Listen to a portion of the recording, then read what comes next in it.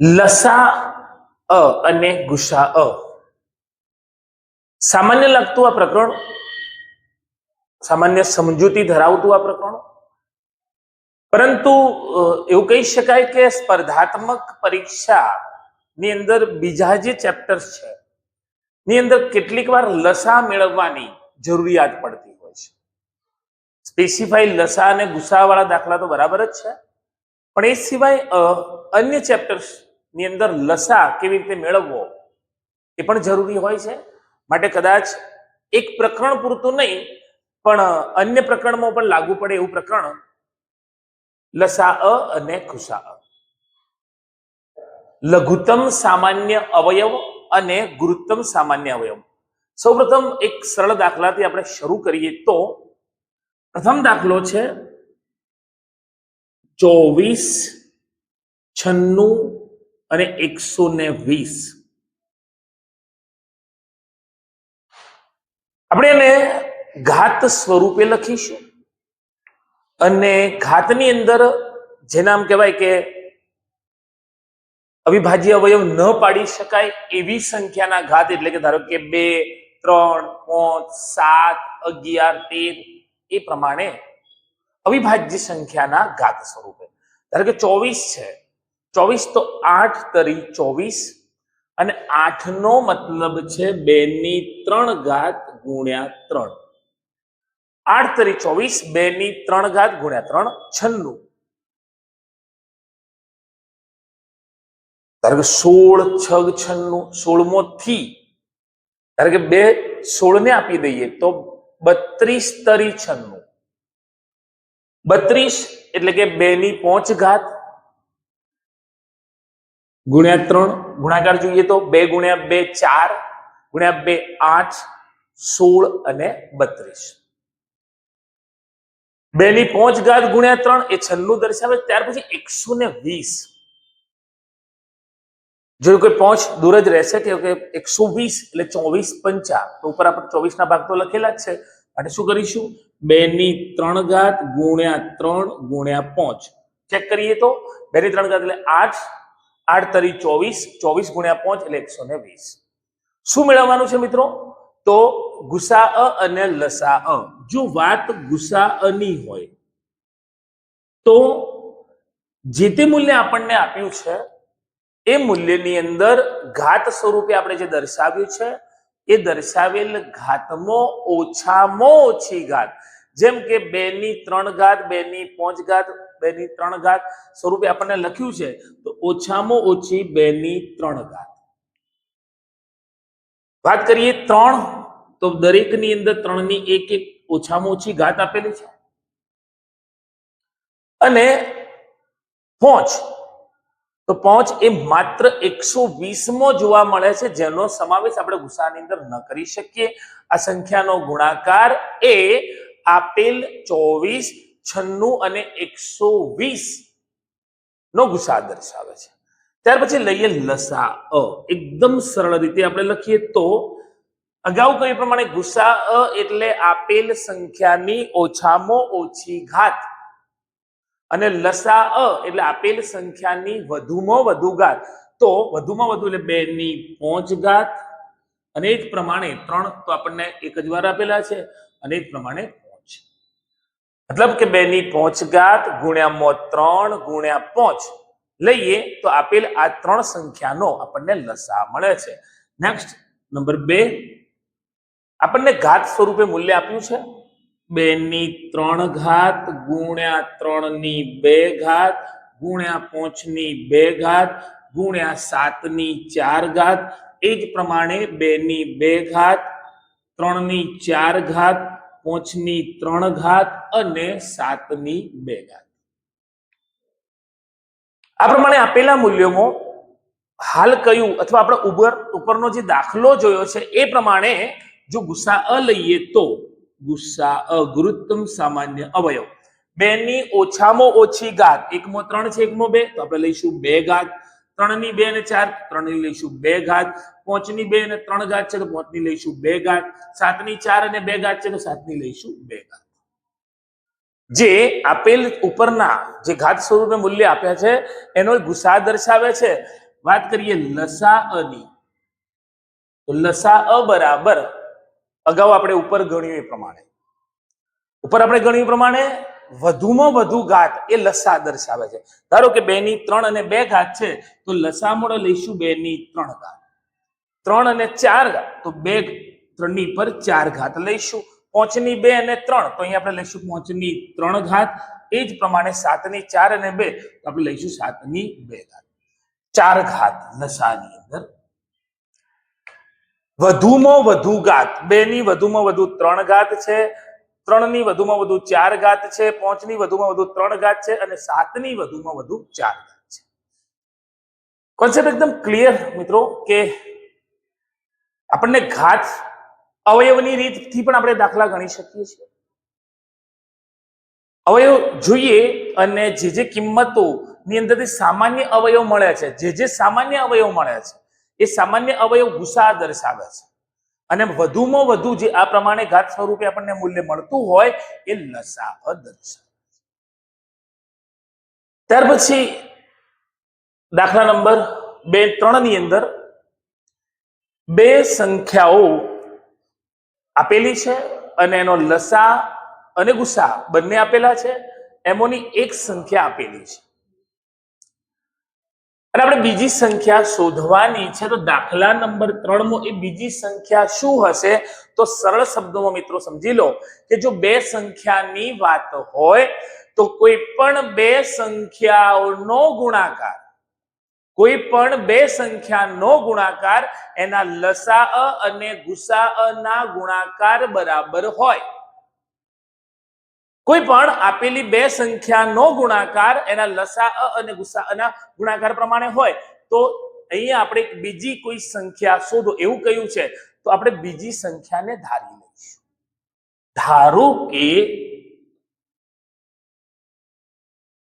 બીજી સંખ્યા x છે તો પ્રથમ સંખ્યા આપણને આપેલી છે 36 ગુણકમાં બીજી સંખ્યા x અને અગાઉ કહ્યું પ્રમાણે પ્રથમ સંખ્યા ગુણ્યા બીજી સંખ્યા બરાબર લસાઅ ગુણ્યા ગુસા. તો લસા આપણને આપેલો છે લસા ગુસા 108 ગુણ્યા 18.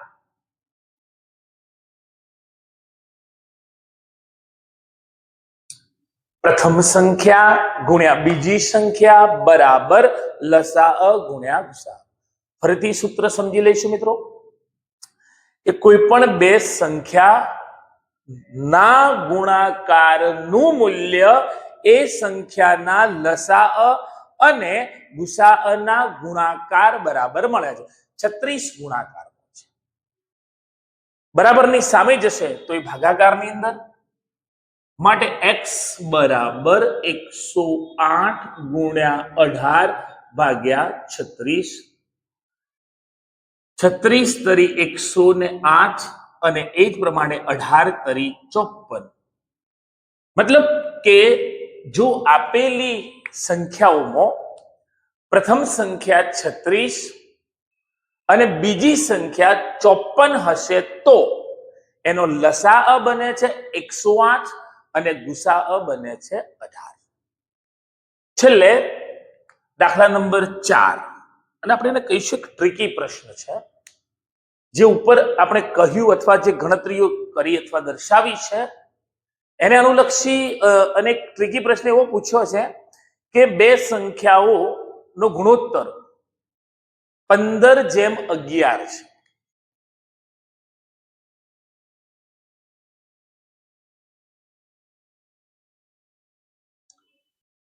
પ્રથમ કહ્યું છે કે બે સંખ્યાનો ગુણોત્તર 15:11 છે અને આપણે જોઈએ ને તો 15:11 અથવા અંશમાં આપણે 15 ધારીએ અને છેદમાં 11 લખીએ તો કોઈ અંશ છેદ દૂર થતા નથી. સામાન્ય અવયવ કશું છે નહીં. હવે એમ કહ્યું છે કે એમનો જો ગુસાઅ 11 હોય, બે સંખ્યાઓનો ગુસાઅ 11 હોય તો 11 એ એનો ગુણિત અથવા સામાન્ય અવયવ હશે.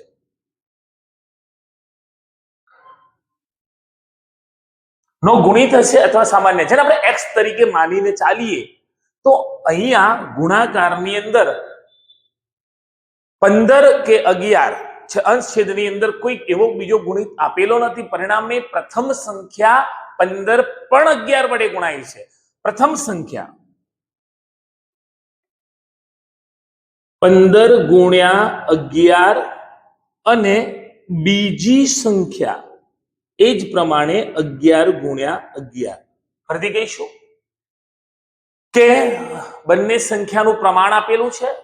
પ્રથમ સંખ્યાનું પ્રમાણ 15 ગણું, બીજી સંખ્યાનું પ્રમાણ 11 ગણું, અને એનો ગુસા કયો છે 11. અને 11 આપણે સામાન્ય અવયવ માનીશું કે બંને સાથે ગુણાયેલો હશે તો એ સંખ્યાઓ 165 અને 121 હોય. કારણ કે ગુસા એ સામાન્ય ભાગ છે અને એ સંખ્યા સાથે ગુણાયેલો હોય. માની ચાલો કે સંખ્યા 165 અને 11 છે, આપણે એના ભાગ પાડીએ અથવા ગુસાની રીતે ગણીએ તો ગુસા આપણને કેટલો મળે છે? ગુસા મળે છે 11.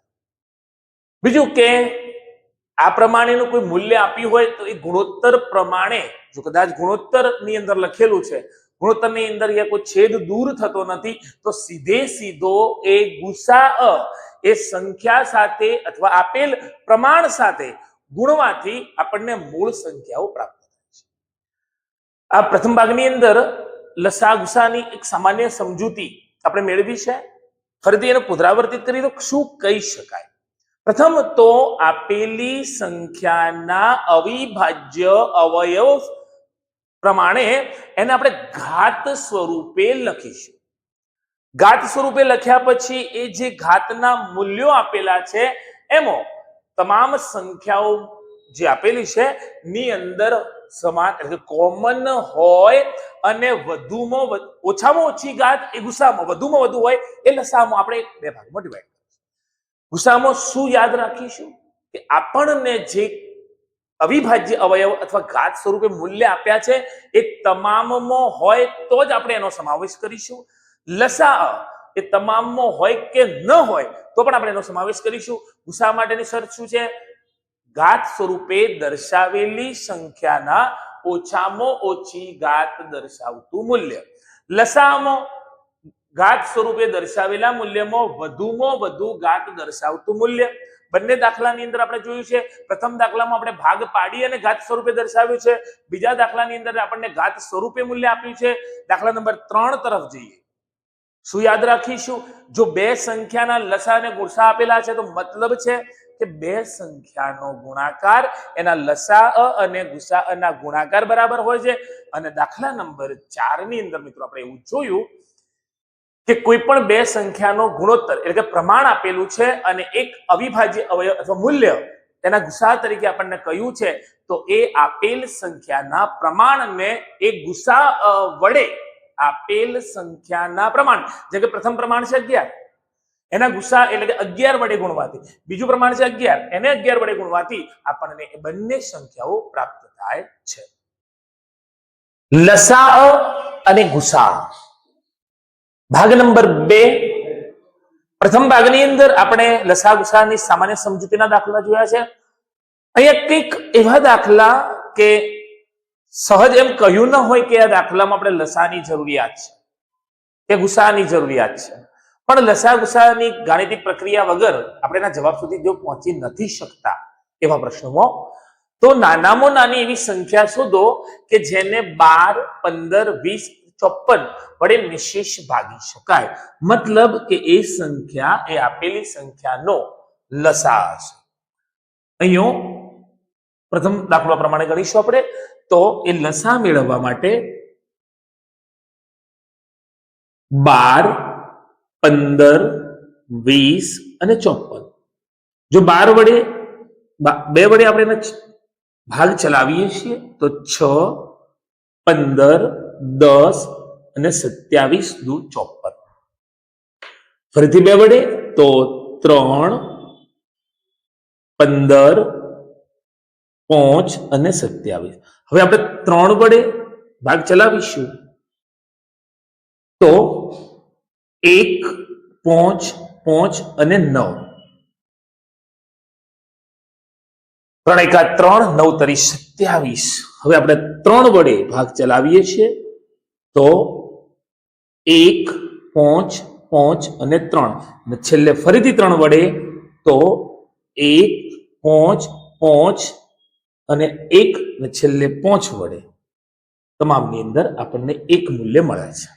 લસા લઈ લઈએ તો લસા બરાબર 2 ગુણ્યા 2 ગુણ્યા 3 ગુણ્યા 3 ગુણ્યા 3 ગુણ્યા 5 એવું એક મૂલ્ય આપણને આપે છે કે જે આપેલી તમામ સંખ્યાઓ વડે નિશેષ ભાગી શકાય. મીન્સ કે એ આપેલ સંખ્યાનો લસા 5 ગુણ્યા 3 15, 15 ગુણ્યા 3 45, 45 ગુણ્યા 3 135, ગુણ્યા 3 2 270, ગુણ્યા 2 540.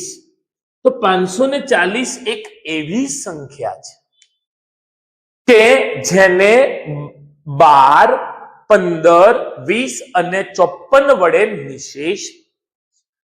જોઈએ એવી નાનામાં નાની સંખ્યા શોધો. આ જ પ્રકારની આપણે ગણતરી કરીશું. એ સંખ્યાને આપેલી આ તમામ સંખ્યા વડે ભાગી શકાય, પણ છતો એક શેષ વધે, મતલબ કે એના લસા કરતો એક મૂલ્ય વધારે ધરાવતી સંખ્યા. જેમ કે દાખલા નંબર 2 બાજુમાં આપણે જોઈએ તો 6, 7, 8, 9, 12 અને 24. 2 વડે તો 3, 7, 4, 9, 6, 12.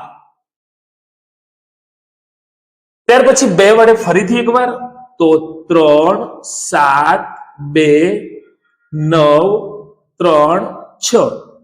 2 વડે તો 3, 7, 1, 9, 3, 3, અને ફરીથી 3 વડે 1, 7, 1, 3, 1, 1, અને 3 વડે ભાગ ચલાવીશું તો 1, 7, 1, 1, 1, અને છેલ્લે 7 વડે.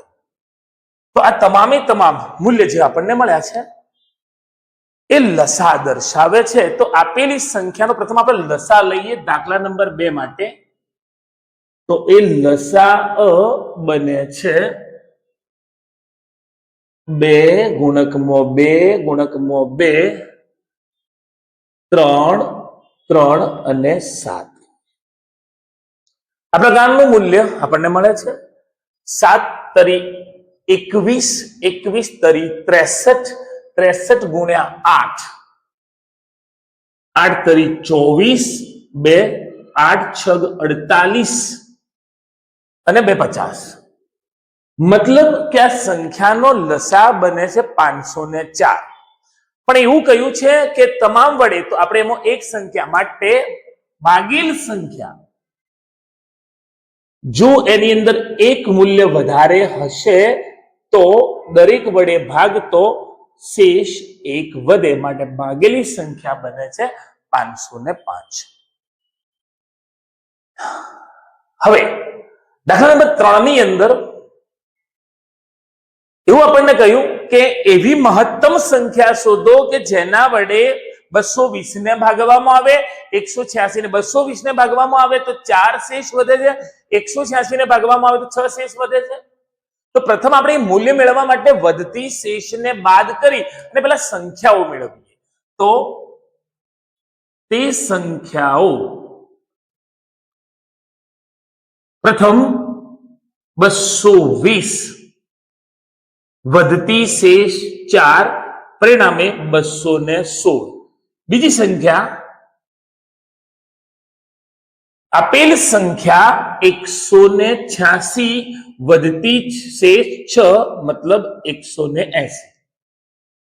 હવે આ બંને સંખ્યા એટલે કે 216 અને 180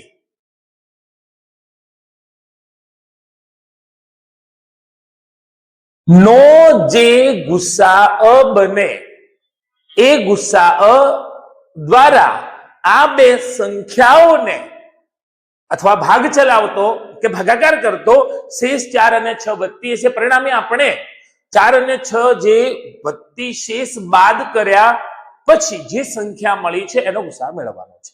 2 વડે છેદ જોઈએ તો 108 અને 90. ફરીથી 2 વડે લઈએ તો 54 અને 45. 3 વડે તો 18 તરી 54 અને 15 તરી 45. 3 વડે લઈએ તો 6 તરી 18 અને 5 તરી 15. માટે સંખ્યા 3 તરી 9. હવે કોમન કોઈ અવયવ નીકળતો નથી. 3 તરી 9, 9 દુ 18 અને 18 દુ 36. માટે માગેલી સંખ્યા એ 36 છે. કેમ? ફરીથી એ પ્રશ્ન સમજો કે એ 36 વડે 220 ને ભાગીશું તો શેષ મળશે 4. 36 વડે 186 ને ભાગીશું તો શેષ મળશે 6. માટે એ નાનામાં નાની એવી મોટામાં મોટી એવી સંખ્યા છે કે જે 220 વડે 186 વડે ભાગતો અનુક્રમે શેષ 4 અને 6 મળે છે. હવે એક એરિયા કે એક માપન આપેલું છે. 20 મીટર અને 6 મીટર નું ભોયતળિયું છે. ગ્રેનાઇટ ચોરસ પથ્થર બેસાડવાના છે. લાદીની મહત્તમ લંબાઈ મીન્સ એનો ગુસા પછી લાદીની સંખ્યા જોઈએ તો 20 તથા 6 નો ગુસા એ એની મહત્તમ લંબાઈ કોમન ગુસા એ તેની મહત્તમ લંબાઈ દર્શાવે છે.